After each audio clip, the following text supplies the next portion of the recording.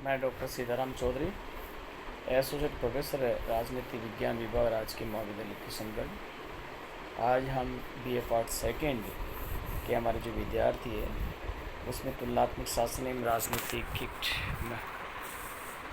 Paper है और उसके अंदर आज हम कोविड-19 की परिस्थितियों को देखते हुए ऑनलाइन मोड पे मैं एक वीडियो के माध्यम से हमारे सेकेंड ईयर के विद्यार्थियों को यह अवगत कराना चाहता हूँ कि जो फ्रांस की जो संसद है, संसद किसे कहते हैं? कानून निर्मात्री सदन। इनका काम है कानून का निर्माण करना और उसके अंदर राष्ट्रपति, भारत के संदर्भ में अगर देखा जाए, राष्ट्रपति, उपराष्ट्रपति, राष्ट्रपति, लोकसभा और राज्यसभा मिलकर पार्लियामेंट का निर्माण होता है।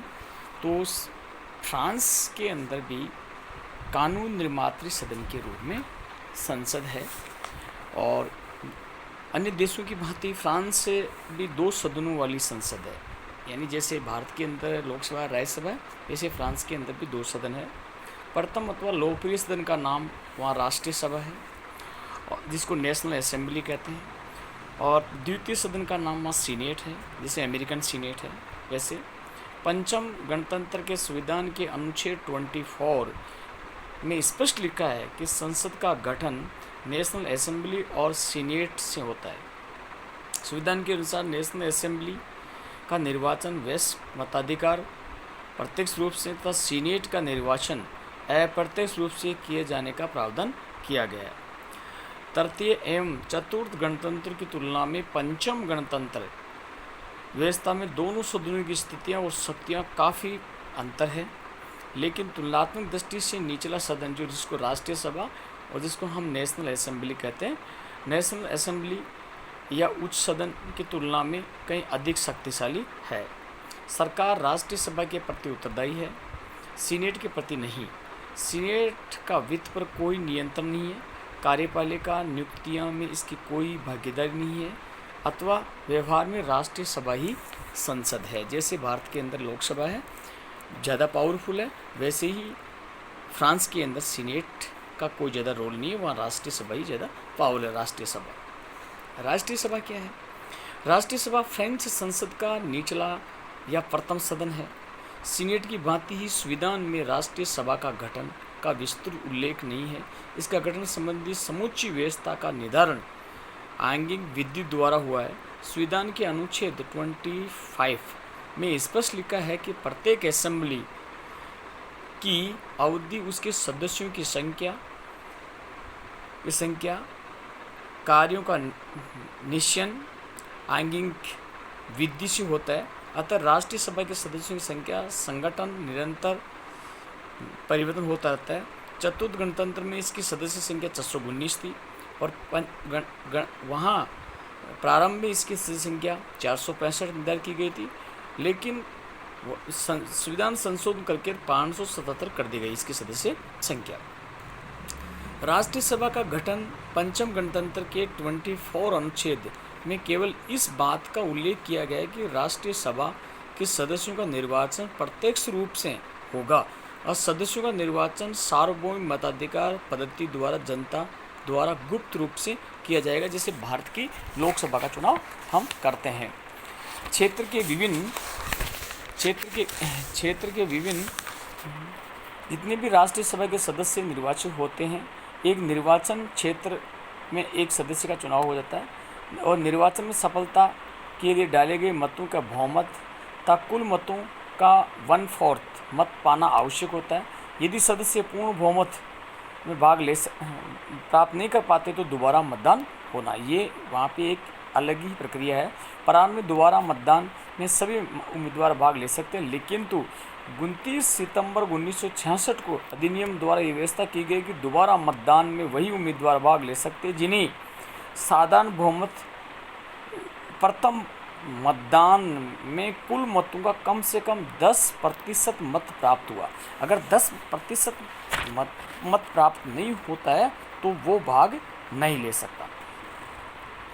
इस दोबारा मतदान में निर्णय साधारण बहुमत से होता है। इस संशोधित व्यवस्था का उद्देश्य मूलतः दल समूह की भावनाओं, पार्टी ग्रुप्स को प्रोत्साहित करना। इस प्रकार फ्रांस में राष्ट्रीय सभा का निर्वाचन हेतु तो एकल सदस्यीय निर्वाचन क्षेत्र और द्वितीय मत पत्र योजना को अपनाया गया है। ये इसमें ये प्रावधान किया गया।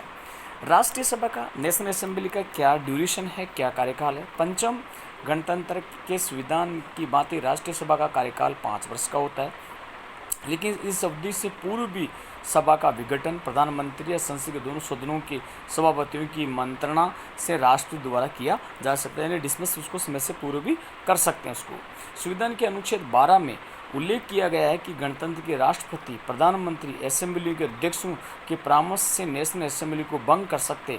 राष्ट्रीय सभा का विघटन की व्यवस्था तृतीय चतुर्थ गणतंत्रीय संविधानों में भी थी, लेकिन वह इतनी अधिक प्रतिबंधित थी कि उसका प्रयोग कठिनाई से हो सकता था। पंचम गणतंत्रीय संविधान में इसे राष्ट्रपति का एक विशिष्ट अधिकार बना दिया गया। राष्ट्रीय सभा को भंग करना राष्ट्रपति का अधिकार है। प्रधानमंत्री एवं दोनों सदनों के सभापतियों को केवल परामर्श देने का अधिकार है।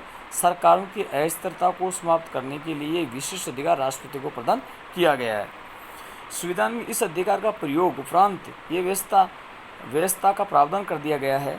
राष्ट्रीय सभा ऐसे विघटन के उपरांत कम से कम 20 दिन तथा अधिक से अधिक 40 दिन के भीतर आम निर्वाचन होंगे और निर्वाचन के उपरांत दूसरी गुरुवार को सभा का अधिवेशन होगा और पुनर्निर्वाचन के पश्चात 1 वर्ष के अंदर सभा का पुनः विघटन नहीं किया जा सकता है।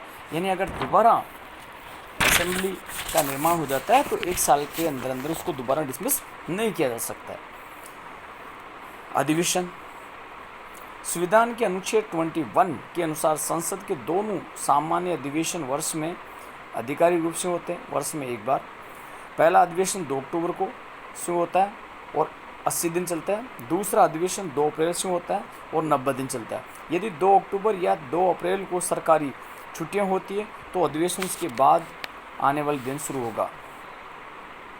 अनुच्छेद 29 में प्रावधान किया गया कि प्रधानमंत्री के अनुरोध पर राष्ट्रीय सभा के बहुमत के अनुरोध या संसद के विशेष सत्र विशेष कार्यपद्धति के लिए राष्ट्रीय सभा के सदस्यों के अनुरोध पर जब किसी अधिवेशन होता है तो ज़्यादा से ज़्यादा 12 दिनों के बाद संसद का समापन आदेश कार्यक्रम समाप्त होते ही पढ़ लिया जाता है।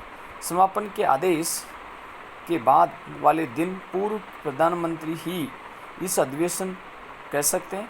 ये उल्लेखनीय कि साधारण अधिवेशन संसद के स्वाधिकार से प्राप्त होता है और इसी के आधार पर ये चलता है। विशेषाधिकार संसद के सदस्यों को सदन में बोलने की पूरी स्वतंत्रता होती है। अपने कार्य संपादन के दौरान व्यक्ति विचारों के कारण वह संसद सदस्यों को सजा नहीं दिया सकती, गिरफ्तार नहीं किया जा सकता है, हिरासत में लिया जा सकता है, जो भारत के अंदर भी मुकदमा भी नहीं चला सकता। अपराध करते हुए पकड़े जाने के अलावा असेंबली के सदस्य के विरुद्ध असेंबली की सहमति के बिना संसदीय सत्र के दौरान किसी भी अपराध या कदाचार को निमित्त न सजा दी जा सकती है, न गिरफ्तार किया जा सकता है। स्थगन काल में भी सदन में सचिवालय से आज्ञा लेनी पड़ती है। इस संबंध में संसद की मांग पर सदस्य हिरासत से छोड़े जाते हैं और अभियोजन के लिए निलंबित किए जा सकते हैं। सारे के सारे हम आज इस वीडियो के माध्यम से मैंने ये बात रखी कि फ्रांस की जो असेंबली है उस असेंबली का क्या रोल है, किस प्रकार का गठन होता है, किस प्रकार की संरचना होती है। सदन में मत देने का अधिकार सिर्फ सदस्यों को है, इसलिए साधारणतः वह अपने मत का हस्तांतरण नहीं कर सकता, किंतु किन्हीं विशिष्ट परिस्थितियों में आंतरिक विधि द्वारा निर्धारित व्यवस्था अनुसार ऐसा हस्तांतरण संभव है, किंतु किसी भी दिशा में एक सदस्य को एक समय में एक से अधिक मत हस्तांतरित नहीं कर सकता। ये इसमें एक प्रावधान स्पष्ट कर दिया गया है कि एक व्यक्ति एक ही समय के अंदर अपने मत का प्रयोग कर सकता है, वो दोबारा इसका प्रयोग नहीं कर सकता। ये फ्रांस की संसद का जो निम्न सदन है, जिसको पॉपुलर सदन कहते हैं, जैसे भारत की लोकसभा है, इसलिए संपूर्ण जो अधिकार है, राइट है, उसको एक तरीके का पार्लियामेंट ही कह सकते हैं उसको। ये सारा का सारा अधिकार वहाँ की निचले सदन को है, जिसको लोकप्रिय सदन भी कहते हैं। इसलिए मैंने ये वीडियो के माध्यम से ये बात रखी है, इससे विद्यार्थियों को लाभ होगा।